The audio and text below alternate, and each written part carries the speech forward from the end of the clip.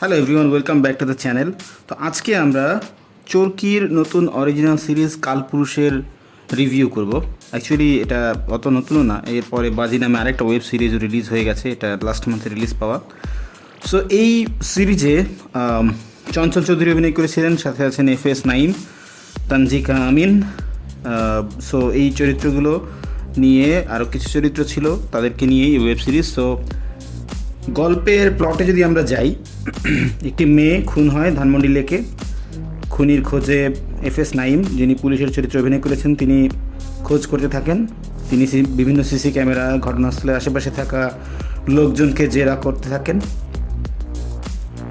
এর মধ্যে লাশের ময়নাতদন্তে জানা যায় যে মেয়েটি প্রেগন্যান্ট। এখন বাচ্চার বাবা কে কে এই মেয়েটিকে খুন করলো, কিভাবে করলো, সেটাই হচ্ছে গল্পের প্লট। সো বাকি অংশ জানতে হলে আপনাকে ওয়েব সিরিজটা দেখতে হবে। আমরা একটু আলোচনা করি যে সিরিজে কী কী বিষয় ভালো ছিল এবং কোথায় কোথায় আমরা আরও ইমপ্রুভ করতে পারতাম।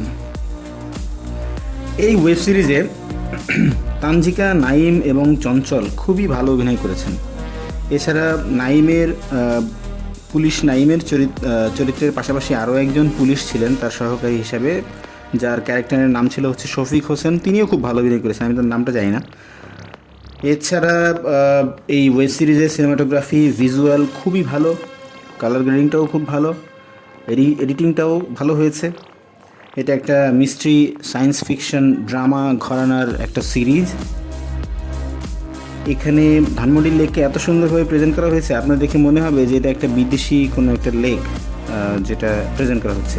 আমি আসলে এত সুন্দর ধানমন্ডি লেক এর যে ভিজুয়াল সেটা দেখিনি আগে। এখানে স্পষ্টতই কিছু এরিয়া ছিল যেখানে ইমপ্রুভ করতে পারতো, সেটার ব্যাপারে আসতেছি পরে।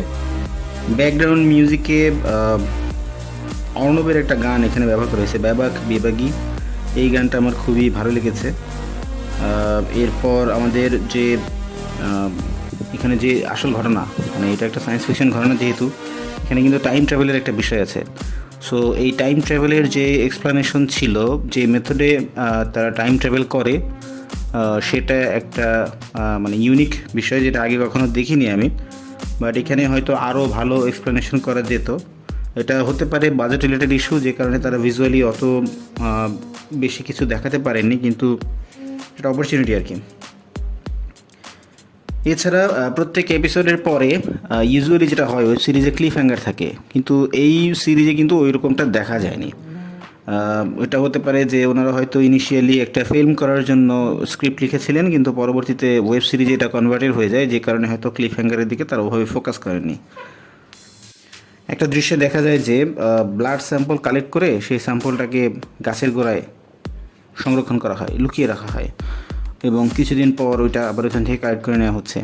তো আমরা যতদূর জানি যে ব্লাডকে সংরক্ষণ করতে গেলে এটা কিন্তু আসলে ওভাবে মানে গাছের গোড়ায় কিন্তু এটা ভালো থাকবে না, নষ্ট হয়ে যাওয়ার খুব ভালো সুযোগ থাকে। এটাকে একটা সার্টেন টেম্পারেচারে প্রিজার্ভ করা লাগে ফর ফার্দার ইউজ বা পরীক্ষা, যেটাই করেন না কেন, কিন্তু এখানে সেটা করা হয়নি। এটা একটু আমার কাছে অড লেগেছে আর কি।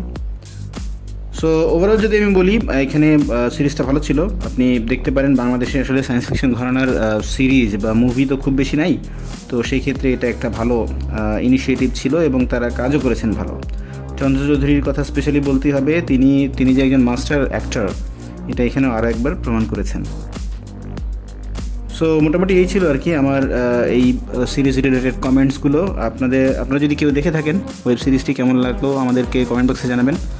আর যদি আমাদের চ্যানেলে নতুন হয়ে থাকেন, পেজে নতুন হয়ে থাকেন, সাবস্ক্রাইব করবেন, ফলো করবেন ফেসবুকে। Thank you.